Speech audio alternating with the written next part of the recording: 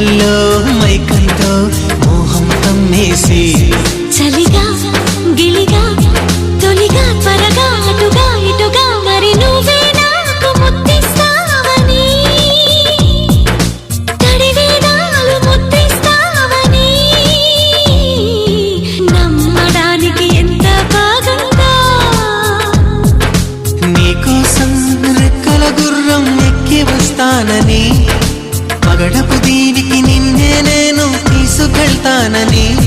ఇక ఏ నాటికి అక్కడే మనము ఉంటామని నమ్మడానికి